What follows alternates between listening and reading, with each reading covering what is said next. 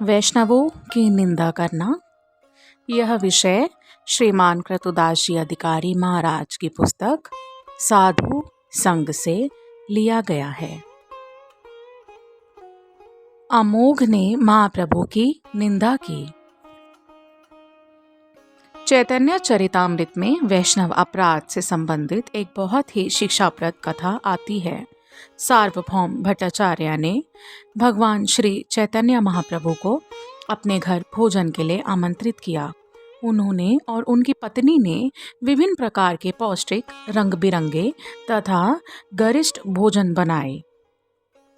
जब श्री महाप्रभु प्रसाद ग्रहण करने के लिए बैठे और प्रसाद प्रारंभ किया, उसी समय सार्वभौम भट्टाचार्य का दामाद, जो कि एक उच्च कोटि का ब्राह्मण था, आया और महाप्रभु की निंदा करने लगा। वह आलोचना करने लगा कि महाप्रभु इतने सारे प्रकार के व्यंजन और इतनी अधिक मात्रा में ले रहे हैं, जो कि सन्यासी के लिए उचित नहीं है। सार्वभौम भट्टाचार्य इस अपराध को सुनकर विचलित हो गए और अपने दामाद को मृत्यु का श्राप दे दिया। सार्वभौम भट्टाचार्य और उनके दामाद के बीच के कुहराम को देखकर महाप्रभु ने उन्हें शांत करने का प्रयास किया।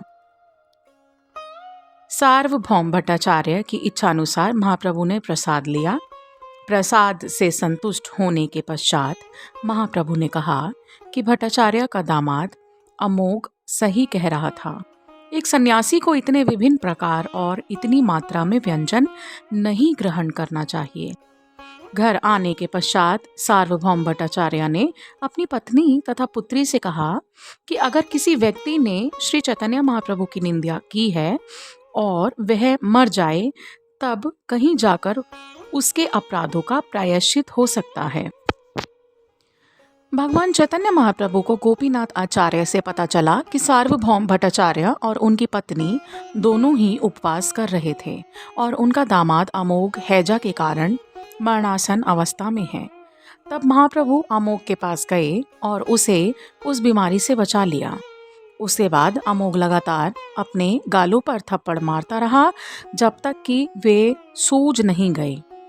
यहाँ हम देखते हैं कि सार्वभौम भट्टाचार्य और उनकी पत्नी दोनों ने निंदा सुनी थी, इसलिए उन्होंने अपने दामाद को मरने का श्राप दिया और स्वयं पूरे समय उपवास पर रहे।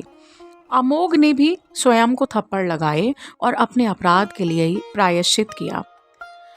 अगर कोई वैष्णव की निंदा सुनता है या निंदा करता है तो उसे ऐसे ही प्रायश्चित करना चाहिए, जैसे कि ऊपर चर्चा की गई थी कि अगर कोई भगवान के पवित्र नाम का आश्रय ले चुके और नाम के प्रचार में अपना जीवन समर्पित करने वाले भक्तों की निंदा करता है तो वह 10 नाम अपराधों में सबसे पहला है। ऐसा अपराधी अगर करोड़ों जन्मों तक भी जप करता रहे, फिर भी उसे नाम प्रभु की कृपा प्राप्त नहीं होती। हरे कृष्णा कृष्णा कृष्णा हरे हरे, हरे राम राम राम हरे हरे।